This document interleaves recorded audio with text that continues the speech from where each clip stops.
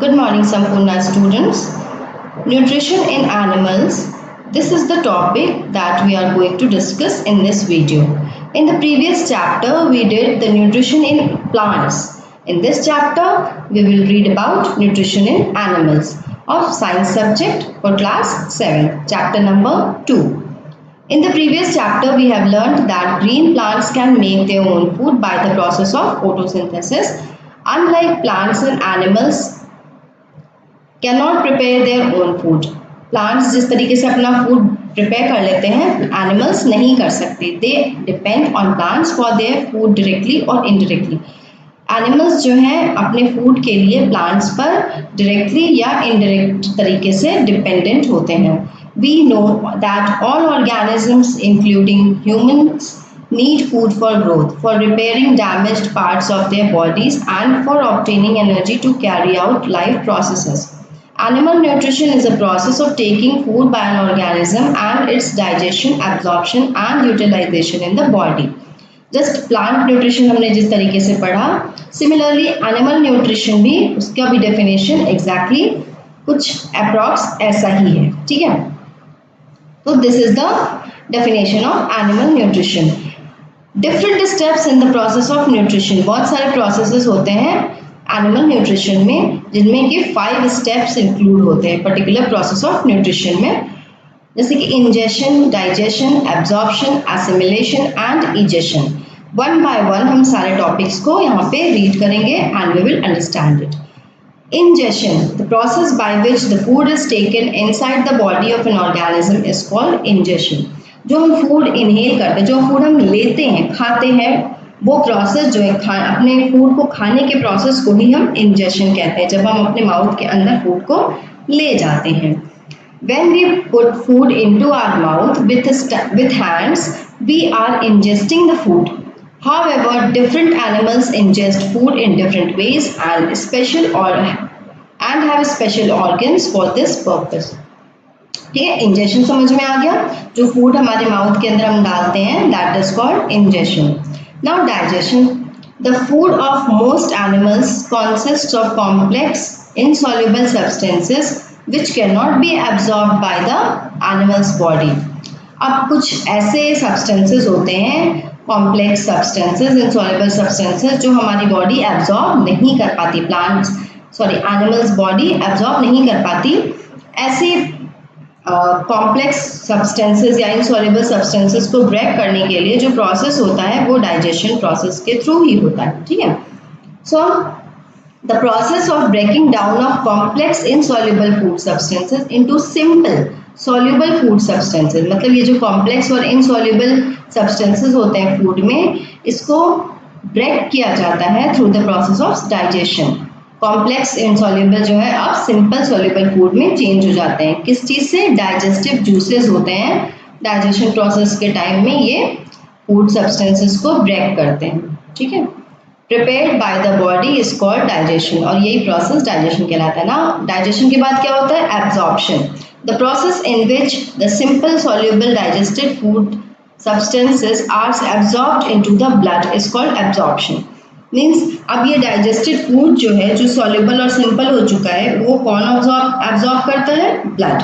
वो ब्लड उसको एब्जॉर्ब कर लेता है डाइजेस्टेड फूड को, और इसी प्रोसेस को एब्जॉर्प्शन बोलते हैं. ठीक है. एब्जॉर्प्शन के बाद एसिमिलेशन होता है. The absorbed simple soluble food substances are transported to the different parts of the body where they are utilized for energy, growth and repair. This process is called assimilation. Blood है, blood तो पूरे body parts में हर तरफ जाता है, तो इसके through assimilation होता है. मतलब जो फूड पार्टिकल्स हैं, सिंपल सॉल्युबल फूड सब्सटेंसेस हैं, ये बॉडी के सारे पार्ट्स में चले जाते हैं जहाँ पे एनर्जी, ग्रोथ और रिपेयर के लिए ये यूटिलाइज किए जाते हैं. And this process is called assimilation. And the last process, that is fifth process, is egestion. Egestion मतलब बाहर आना. इंजेशन मतलब अंदर फूड ले रहे हैं, और इजेशन मतलब कोई चीज़ बाहर आ रही हो तो इजेशन होता है.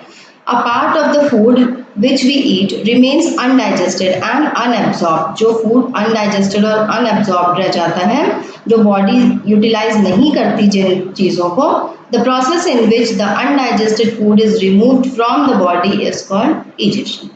ओके, इजेशन ये होता है, ठीक है। नाउ डाइजेशन इन एनिमल्स, एनिमल्स यानी कि ह्यूमंस में डाइजेशन किस तरीके से होते हैं, let's read about it. We take in food through the mouth, mouth से खाना खाते हैं, डाइजेस्ट एंड यूटिलाइज इट।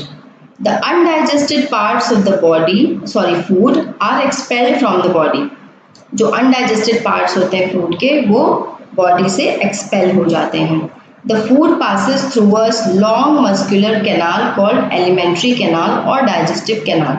और ये जो फूड प्रोसेस चल रहा है सारा, इंजेशन, डाइजेशन, ये सब कुछ एक एलिमेंट्री कैनाल के थ्रू होता है, या इसको हम डाइजेस्टिव ट्रैक्ट भी बोलते हैं, जो मस्कुलर कैनाल है, long muscular canal. The alimentary canal begins at the buccal cavity and ends at the anus. Anus से ejection होता है और buccal cavity के थ्रू हम खाना अंदर लेते हैं, ठीक है। Alimentary canal स्टार्ट होता है buccal cavity और oral cavity. Then esophagus, esophagus को हम food pipe भी बोलते हैं। Food pipe से स्टमक में खाना जाता है, then small intestine, then large intestine, and the last is anus. Okay, now let's start. The inner walls of a stomach, small intestine, and various glands such as salivary glands, liver, and pancreas secrete digestive juices. ये कुछ body parts हैं जो कि digestive juices बनाते हैं, secrete करते हैं, ठीक है। जैसे कि stomach, small intestine, कुछ glands जैसे salivary glands, liver, pancreas, सब digestive juices बनाते हैं, जिनके कारण food, complex food simple में change होता है। These digestive juices change the complex insoluble food substances into simple soluble food substances. ठीक है ना? The digestive tract and the associated glands together constitute the digestive system. और यही total जो process है, ये सारा कुछ digestive tract और कुछ जो एसोसिएटेड ग्लैंड्स हैं उनको मिला जुला कर ही हम डाइजेस्टिव सिस्टम कहते हैं। कुछ ग्लैंड्स हैं जैसे सलाइवरी ग्लैंड्स हैं, लिवर है, पैनक्रियाज है, प्लस वो डाइजेस्टिव ट्रैक्ट, इन सबको मिलाकर हम डाइजेस्टिव सिस्टम कहते हैं। Okay, this is the diagram of digestive system in humans. Digestive tract, associated glands. Digestive tracts में क्या क्या है, ये जो 5 हमने वहाँ पे 6 हमने देखा था ना, buccal cavity, oesophagus, stomach, small intestine, large intestine and anus. Associated glands कौन कौन सी है, salivary glands, liver and pancreas. Now firstly we will start with buccal cavity. Okay, आ जाओ अभी बकल कैविटी के बारे में पहले एक्सप्लेन करेंगे। बकल कैविटी और ओरल कैविटी, इसको ओरल कैविटी भी कहते हैं, ठीक है। अब बकल कैविटी में क्या क्या चीजें इंक्लूड हो रही हैं, let's see it. From the mouth, the food goes into the buccal cavity or the oral cavity. The buccal cavity contains teeth, tongue and salivary glands. 3 चीजें होती हैं बकल कैविटी में, teeth, tongue and salivary gland. Firstly, we will start with teeth. Teeth के parts भी पढ़ेंगे कि कितने types होते हैं teeth के, and then we will discuss about tongue and then salivary glands. ठीक है, digestion process start हो गया यहाँ पे। Then teeth, the teeth break the food into small pieces, chew and grind it.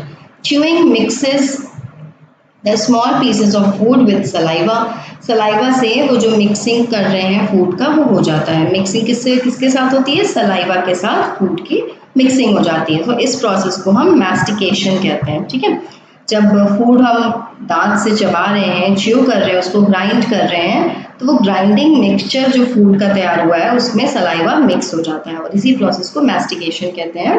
After that this digestion of food inside the buccal cavity is called mechanical digestion. और इस process को जो buckle cavity में process हो रहा है इसको हम मैकेनिकल डाइजेशन कहते हैं। क्या कहते हैं, mechanical digestion.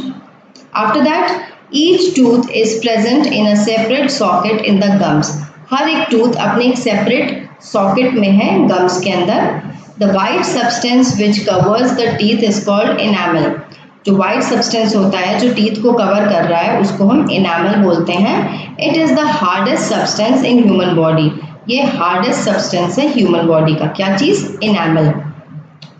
Our teeth are of different shapes and carry out different functions. On the basis of their structure and functions, teeth are of 4 types. ठीक है, बचपन से हम पढ़ते आ रहे हैं इंसिजर्स, कैनाइन्स, प्रीमोलर्स, मोलर्स, ये सारी टीथ होती हैं, टीथ के टाइप्स हैं, ठीक है। Firstly we will discuss about incisors. These are four flat blade-like teeth present in front part of each jaw. ऊपर के जॉ, लोअर जॉ और अपर जॉ दोनों में फ्रंट फोर टीथ जो होते हैं वो इंसिजर्स कहलाते हैं. These teeth are used to bite and cut the food in small pieces. आप अपने फ्रंट टीथ इंसिजर्स से ही तो काटते हो ना, कोई चीज कट करते हो, बाइट करते हो. आफ्टर दैट इंसिजर्स के बाद कैनाइन्स होते हैं. These are present on either side of the incisors. दोनों साइड्स इंसिजर, फोर इंसिजर्स आपके फ्रंट में हो गए और अपर जॉ और लोअर जॉ दोनों में, दोनों साइड्स में फोर टीथ के दोनों तरफ कैनाइन्स होते हैं. ठीक है. They are two in number in each jaw, मतलब फोर होते हैं टोटल. ये भी टू अपर जॉ में, टू लोअर जॉ में. These are sharp and pointed which help in tearing the food. Food को टीयर करने में हेल्प करता है और ये शार्प और पॉइंटेड होता है. After that we have premolars, that is grinding teeth. There are two premolars next to each canine. दोनों तरफ प्रीमोलर्स होते हैं कैनाइन के आगे पीछे, अगल बगल. Means four in number in each jaw, मतलब फोर होते हैं टोटल एक एक जॉ में. These have broad and flat grinding surface. इसकी broad surface होती है और जिसकी वजह से ग्राइंडिंग करने में इसको हेल्प मिलती है. Okay. They grind food and break it into small pieces. ये फूड को प्रॉपरली ग्राइंड करते हैं और इसको स्मॉल पीसेस में ब्रेक करते हैं. Molars also called grinding teeth. The remaining teeth in the jaws are three molars on either side of premolars. Three molars होते हैं, मतलब टोटल सिक्स होते हैं. थ्री एक तरफ, थ्री एक तरफ. ठीक है. Molars three three each side होते हैं एक जॉ में ऊपर, मतलब सिक्स एक जॉ में होते हैं. These teeth also have broad and flat grinding surface. They are larger than premolars. ये थोड़े प्रीमोलर्स से थोड़े बड़े होते हैं. These teeth are also use to crush and grind the food. और ये भी फूड को ग्राइंड और क्रश करने में हेल्पफुल होते हैं. What are temporary teeth and permanent teeth? In humans the teeth grow twice. The temporary set of teeth grow when the child is in the age group of 6 months to 8 years. ठीक है. 6 months से लेकर 8 years वाली उम्र जो होती है उसमें टेम्पररी टीथ होती है बच्चों की. This set of teeth is called milk teeth. इसको हम मिल्क टीथ भी कहते हैं, दूध के दांत कहते हैं ना. These teeth are smaller and weaker. These are 20 in number. Total 20 in number होते हैं. 10 in upper jaw and 10 in lower jaw. Teeth grow again after the milk teeth fall out.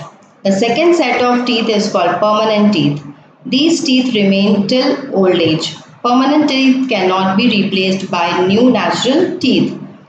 These are 32 in number. 16 in upper jaw and 16 in the lower jaw. This is the picture. You have to learn the diagram. Okay. This is the permanent set of teeth of humans. You have to learn the picture.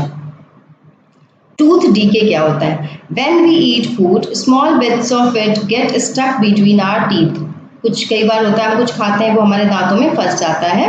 Sometimes these bits of food stay between our teeth if we do not brush our teeth carefully.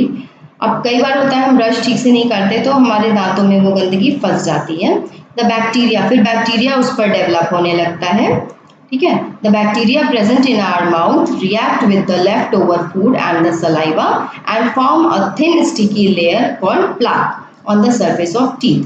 ठीक है. और ये bacteria वो unwanted जो materials रह जाते हैं हमारे दांतों के बीच उसके संग रिएक्ट करता है बैक्टीरिया और एक स्टिकी सब्सटेंस फॉर्म करता है, स्टिकी लेयर फॉर्म करता है जिसके हम सलाइवा के संग रिएक्ट हो रहा है तो जिसको कि हम प्लाक बोलते हैं. This plaque is not removed by brushing and form acids. और इसकी वजह से एसिड्स फॉर्म होते हैं. These acids affect the tooth enamel. और इस एसिड की वजह से इनामल पर भी इफेक्ट पड़ता है. इट कॉजेज होल्स और cavities in the enamel. This is called tooth decay. ठीक है. इसी को हम टूथ डीके कहते हैं. कैविटीज और होल्स बन जाते हैं due to this plaque. Okay. क्योंकि वो टूथ इनामल पे इफेक्ट करता है. As a result, the nerves and the blood vessels in the pulp gets exposed. और यहाँ पे जो पल्प है, पल्प एरिया, वो क्या होता है, एक्सपोज, मतलब सामने बाहर आ जाता है, अंदर की चीजें बाहर आ जाती हैं। व्हेन एनी, जब कुछ हम ठंडा या गर्म, ज्यादा गर्म ले लेते हैं तो वो नर्व्स जो है, एक्सपोज नर्व्स जो है, पेन फील करती हैं। टूथ डीके कॉजेज होल्स और cavity in the teeth, foul smell, loss of teeth and tooth एक, ये सारी प्रॉब्लम्स टूथ डीके की वजह से होती है।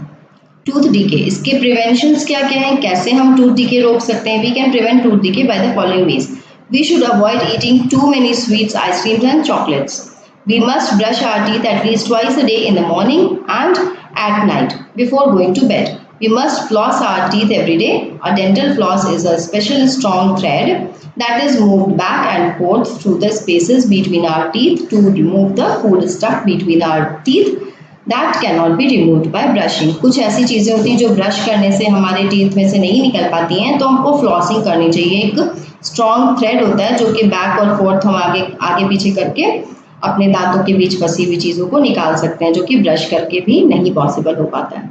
Now next is buccal cavity में नेक्स्ट क्या है, tongue. The tongue is a fleshy muscular organ attached at the back to the floor of the buccal cavity. It is free at the front and can be moved in all directions. The tongue helps in mixing saliva with food. ठीक है, pushing and swallowing the food into the food pipe, getting the different tastes of food. Tongue पे कई tastes होते हैं, कई taste buds होते हैं, जैसे कि it has several taste buds that can distinguish 4 types of taste in food, that is salty, sour, bitter and sweet. The tongue also helps us to speak. टंग हमें बोलने में भी हेल्पफुल होता है। ठीक है, this is the structure of tongue. You have to learn this structure, you have to learn the diagram of tongue, ठीक है, with the label. Now next is salivary glands. What is salivary glands? The salivary glands produce saliva.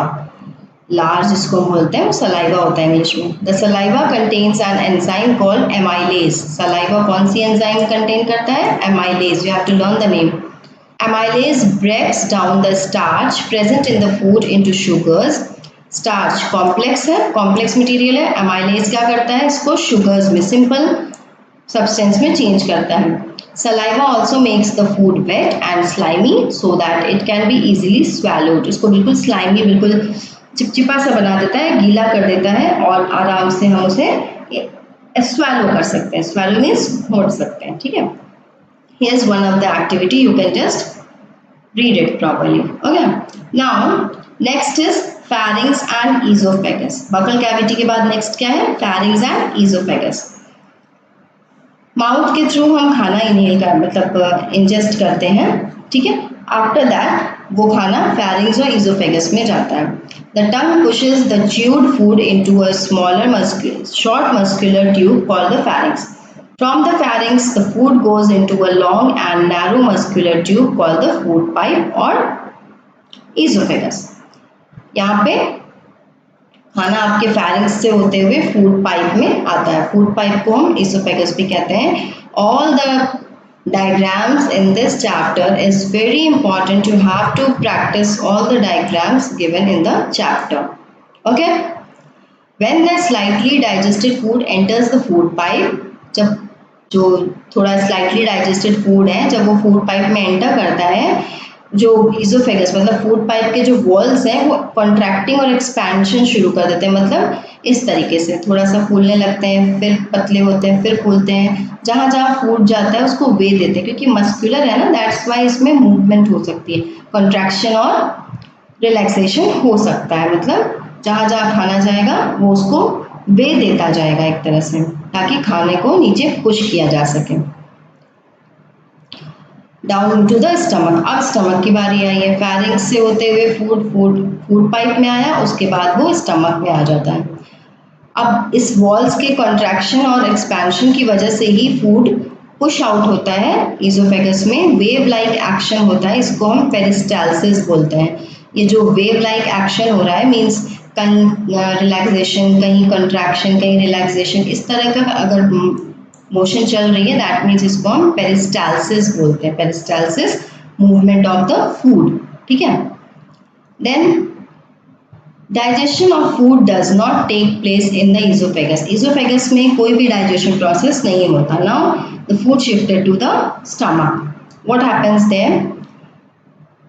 From esophagus, the food goes to the stomach. The stomach is a J-shaped, thick-walled organ on the left of the abdomen. Here it is. Then it is the widest part of the alimentary canal. The inner wall of the stomach contains gastric glands. अब stomach में कौन से glands हैं? Gastric glands. These glands secrete gastric or digestive juice which contains three substances. क्या क्या होता है पेट के अंदर जो ग्लैंड होती है?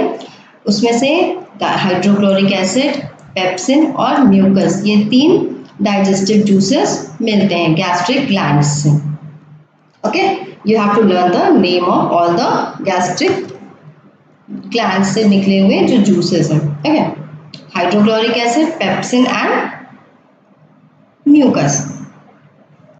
ना हाइड्रोक्लोरिक एसिड के बारे में पढ़ते हैं. हाइड्रोक्लोरिक एसिड क्या होता है? जो हार्मफुल बैक्टीरिया होता है उनको बॉडी के अंदर जो जा चला जाता है उसको किल करता है वो, कि वो फूड के संग मिक्स होके एंटर ना कर सके.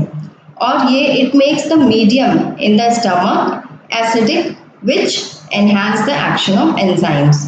ठीक है, और यही हाइड्रोक्लोरिक एसिड है जिसकी वजह से एंजाइम्स के एक्शन पॉसिबल हो पाते हैं.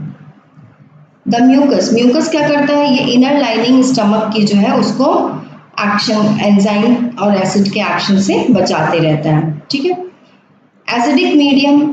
इन द एसिडिक मीडियम, अब हाइड्रोक्लोरिक एसिड है इसलिए स्टमक का एसिडिक मीडियम होता है. Pepsin digest the protein in the food to form simple soluble substances for peptones.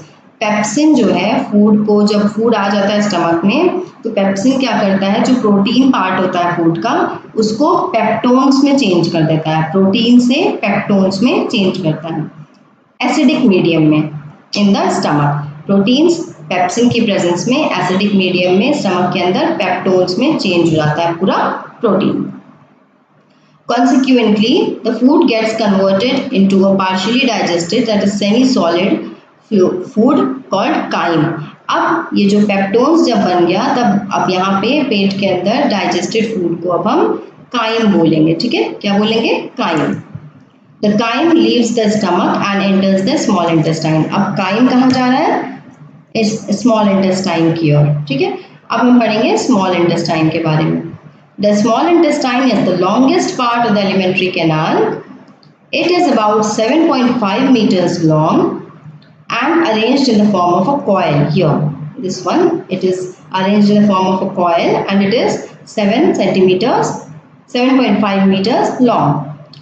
The small intestine receives secretions from two glands, liver and pancreas. Pancreas और liver जो दो glands हैं, इनकी help से इनको juices मिलते हैं. ठीक है, इंटेस्टाइन जो स्मॉल इंटेस्टाइन है कुछ सिक्रीशंस, कुछ जूसेस इन दो ग्लैंड से मिलती है स्मॉल इंटेस्टाइन को थ्रू अ कॉमन डक्ट. उनका एक कॉमन डक्ट है, मतलब एक पैसेज है जिसमें से लिवर और पैनक्रियाज से इनको जूस मिलते हैं. The wall of the small intestine also secretes digestive juices called intestinal juices. Stomach में तो डाइजेस्टिव जूसेस होते हैं और यहाँ पे मतलब डाइजेस्टिव जूसेस कौन कौन से? Hydrochloric acid, mucus and pepsin. और स्मॉल इंटेस्टाइन में इंटेस्टाइनल जूसेस सिक्रेट होते हैं. ठीक है, यहाँ पे इंटेस्टाइन में इंटेस्टाइनल जूसेस होता है डाइजेस्टिव जूस का नाम. ठीक है, और इनको जो सिक्रीशन मिल रही है वो कहाँ से मिल रही है? लिवर और पैनक्रियाज से. ठीक है, you have to learn this diagram, okay, with label also. Here the partially digested food gets mixed with pancreatic juice. यहाँ पे pancreas से मिल रहा है इसलिए pancreatic juice, then bile juice and intestine. और liver से bile juice मिल रहा है small intestine में. तो यहाँ पे जो partially digested food है वो इन juices के संग mix हो जाते हैं और the process of digestion completes in small intestine. अब यहाँ पे process पूरा complete हो जाता है digestion का. अब हम लिवर और पैनक्रियास के बारे में भी थोड़ा सा स्टडी कर लेते हैं. The liver is a reddish brown gland situated in the upper part of the abdomen on the right side. It is the largest gland in the body. Liver is the largest gland in the body. It secretes bile juice. which is stored in a sac called the gall bladder. Gall bladder में ये bile juice collect होके रहता है, ठीक है, store होके. Bile juice helps in the digestion of fats. Fats are present as big droplets in the food because of which they cannot be digested easily. अब ये big droplets हैं इसलिए ये digested easily नहीं हो पाते हैं, इसलिए bile juice इनको क्या करता है, break करता है into small droplets and makes their digestion and absorption easier. और bile juice fat के droplets को break करके digestion में easy बना देता है उसको, ठीक है. Then pancreas. The pancreas is a large cream colored gland located just below the stomach. Pancreas just stomach के नीचे ही होता है. ये pancreatic juice secrete करता है और intestine को provide करता है. The pancreatic juice acts on carbohydrates. अब यहाँ पे bile juice fats पर react करता है और pancreatic juice carbohydrates पर react करता है ताकि, और proteins पर भी, ताकि वो सिंपल फॉर्म में चेंज हो सके. नाउ इंटेस्टाइनल जूसेस, कुछ इंटेस्टाइन में भी जूसेस बनते हैं, उनके बारे में पढ़ लेते हैं. The partially digested food now reaches the lower part of the small intestine. The digestion which starts in the mouth, जो डाइजेशन माउथ में स्टार्ट हो रहा है, now is completed in the small intestine. The enzymes in the intestinal juices act upon the partially digested food, और जो enzymes present हैं intestinal juices में वो पार्शियली डाइजेस्टेड फूड पर रिएक्ट करते हैं और उनको और सिंपल फॉर्म में बना देते हैं. एज अ रिजल्ट, अब रिजल्ट क्या मिल रहा है हमें यहाँ पे, कार्बोहाइड्रेट्स सिंपल शुगर में ब्रेक हो जा रहा है, दैट इज ग्लूकोज में. फैटी एसिड्स और ग्लिसरॉल में चेंज होता है और प्रोटीन्स एमाइनो एसिड्स में चेंज हो जाते हैं, ठीक है. मतलब ये सिंपल फॉर्म में हो गए सारे, कॉम्प्लेक्स से ये सारा आपको इंटेस्टाइनल जूस का दिया हुआ है कि कार्बोहाइड्रेट्स, फैट्स और प्रोटीन्स जब इंटेस्टाइनल जूस के थ्रू ब्रेक होते हैं तो क्या फॉर्म करते हैं. You have to learn this, okay. Now absorption. Absorption में क्या होता है, absorption in the small intestine. The process of absorption occurs in the small intestine.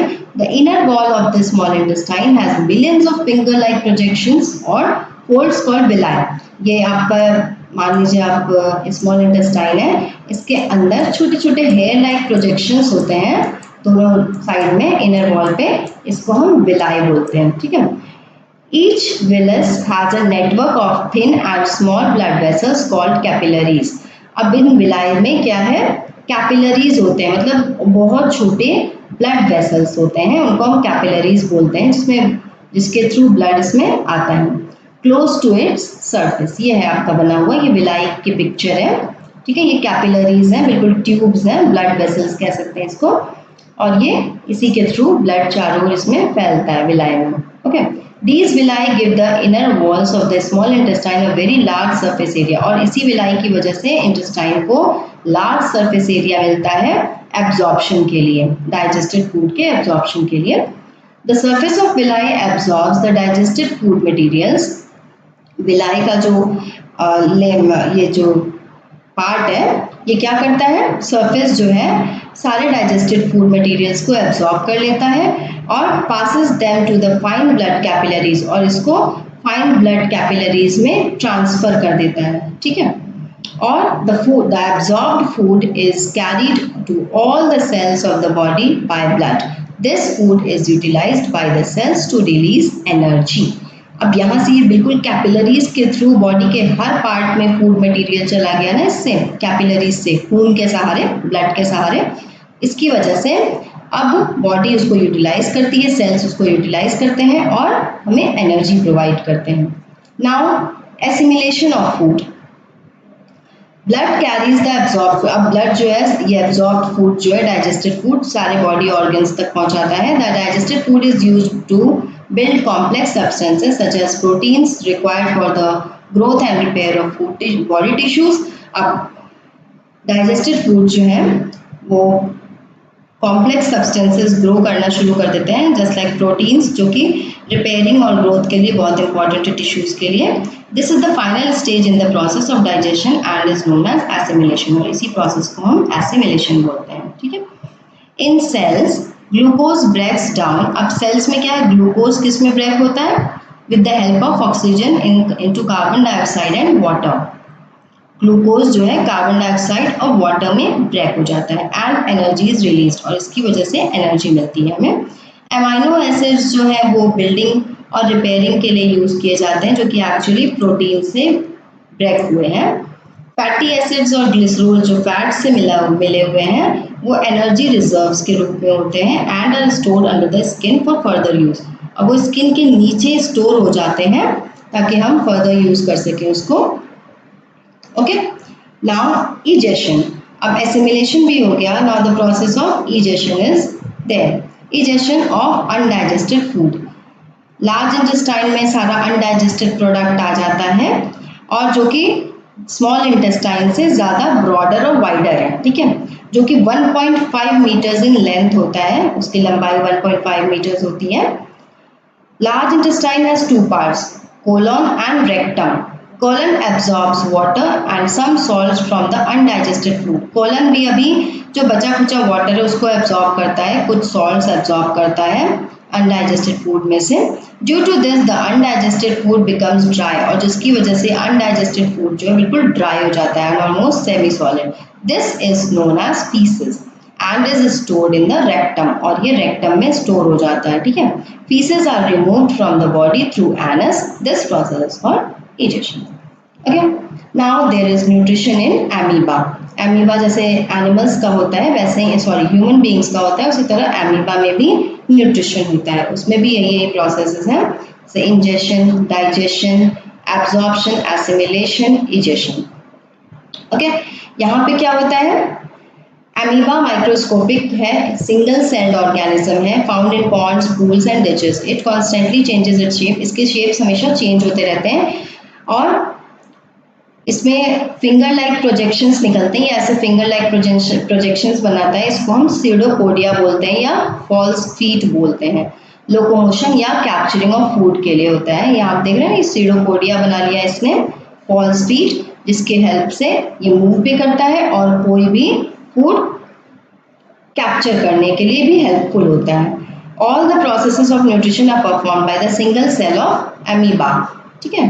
ये आपका माइक्रोस्कोपिक है, सिंगल सेल्ड एनिमल है, ऑर्गेनिज्म है, दैट इज यूनिसेल्युलर है। यूनिसेल्युलर इसलिए बोलते हैं क्योंकि इसमें एक ही सेल होता है, ठीक है। इंजेशन हुआ, this is the process of ingestion. यहाँ पे आप डायग्राम के थ्रू ये चीज समझ लीजिए। इसके अंदर एक फूड वैक्यूल होता है, ठीक है, वैक्यूल बना है ना, सेल मेम्ब्रेन होता है इसके, और ये न्यूक्लियस है इसका। ओके, यहाँ पे फूड अपना अंदर ले लिया इसने, इंजेस्ट कर लिया, देन यहाँ पे ये मिक्स हो गया इसके साथ, digested food diffuses out of vacuole. Now let's read about it. Amoeba eats tiny microscopic plants and animals as food which float in water in which it lives. When an amoeba finds a suitable organism, it pushes out two pseudopodia around the organism. Gradually, the tips of the pseudopodia fuse with each other. Finally, ये आपस में ये ऐसे जुड़ जाएंगे, जब food inhale कर लेगा ये तो ये आपस में जुड़ जाएंगे, इंजेस्ट हो गया वो जुड़ जाएगा। As a result, the food is engulfed with a little surrounding water to form a food vacuole inside it. अब ये फूड वैक्यूल बना लेता है, मतलब कैसे, फूड एंगल्फ हो गया और इसके चारों ओर थोड़ा सा वाटर सराउंडिंग में आ जाता है, इसलिए उसको फूड वैक्यूल बोला गया है। अब डाइजेशन हो रहा है, एंजाइम्स उस पर रिएक्ट करते हैं। The enzymes from the surrounding cytoplasm, cytoplasm होता है इसमें, उसके एंजाइम्स जो है उस पर फूड वैक्यूल के अंदर घुसते हैं and break down the food into simple soluble substances, ठीक है। वो जो एंजाइम्स निकल रहे हैं साइटोप्लाज्म से वो उसको एब्जॉर्ब कर लेते हैं, मीन्स उसको सिंपल फॉर्म में बना देते हैं, ठीक है। अब now absorption, the digested food present in the food vacuole. अब वो फूड वैक्यूल में क्या है, सिंपल सॉल्युबल सब्सटेंसेस है ना, अब तो वो एब्जॉर्ब किया जाता है by the cytoplasm directly into the cytoplasm. Now assimilation process. Assimilation में क्या होता है, the digested food absorbed by the cytoplasm is stored or utilized for its growth, development, multiplication and release of energy. Now assimilation के बाद egestion होता है। Egestion कैसे होता है?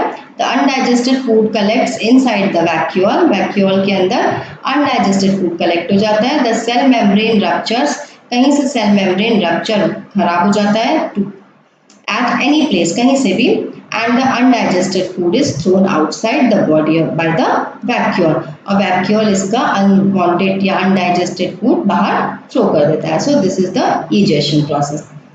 Nutrition in ruminants, ruminants में भी न्यूट्रिशन प्रोसेस होता है।